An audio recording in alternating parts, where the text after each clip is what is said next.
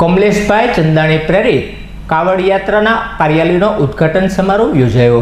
કમલેશભાઈ ચંદાણી પ્રેરિત નિષ્કલંક કાવડ યાત્રા સમિતિ દ્વારા કાર્યાલયના ઉદ્ઘાટનનું આયોજન શિવા બ્લેસિંગ ખાતે કરવામાં આવ્યું હતું। આ કાર્યાલયના ઉદ્ઘાટન પ્રસંગે શાસ્ત્રોક્ત વિધિ સાથે પૂજન અર્ચન કરી કાર્યાલયને ખુલ્લું મૂકવામાં આવ્યું હતું। આ વર્ષે 5મી નિષ્કલંક કાવડ યાત્રાનો પ્રારંભ તારીખ 28 ઓગસ્ટના રોજ સંતો મહંતોની ઉપસ્થિતિમાં કરવામાં આવશે।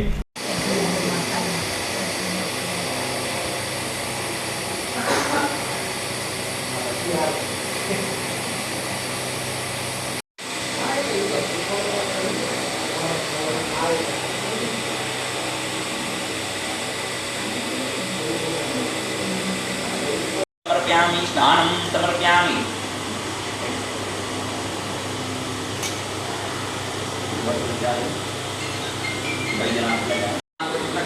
देवता देवता सोम देवता ओम देवता उप देवता गुरु देवता शुक्र देवता शनि देवता राहु देवता केतु देवता नवग्रह।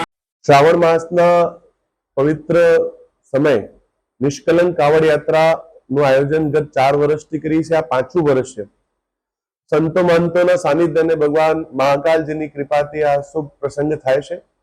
તેના જ ભાગરૂપે આજે કાવડ યાત્રા સમિતિના કાર્યાલયનું ઉદ્ઘાટન થયું અને આપણા હિન્દુ સંસ્કૃતિ મુજબ જે પહેલું આમંત્રણ દેવાનું હોય ભગવાન શ્રી ગણેશજીને દેવાનું, એના પછી બાબા મહાકાલજીને અર્પણ કરવા માટે અમારી આખી ટીમ ઉજ્જૈન ગઈ હતી। નર્મદાજીના દર્શન કરી નર્મદાજીને પણ આમંત્રિત કર્યો છે, માં ગંગાને પણ આમંત્રિત કર્યું છે।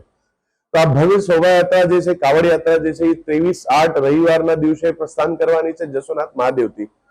તેના ભાગરૂપે ઘણી તૈયારીઓ કરવાની હોય અને એ તૈયારીઓ માટે જ આજે કાર્યાલયનું શુભ ઉદ્ઘાટન સંતો મહંતોના હસ્તે થયું છે।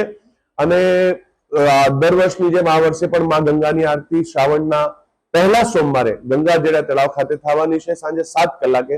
આપ સૌને વિનંતી કરું છું કે આ શ્રાવણ માસના પવિત્ર સમયમાં આપણે સૌ પરિવાર આ કાવડ યાત્રાનો લાભ લઈએ। કાવડ યાત્રા કરવાથી અશ્વમેઘ યજ્ઞનું પુણ્ય મળતું હોય છે।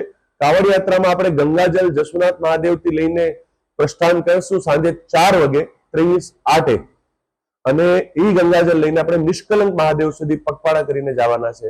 તો આપ સૌને આમંત્રિત કરું છું અને આજે કાર્યાલય ઉદ્ઘાટનના કાર્યક્રમમાં સંતો મહંતો તમામ હિન્દુ સંગઠનો પધારેલા સૌનો હૃદયપૂર્વક આભાર માનું છું।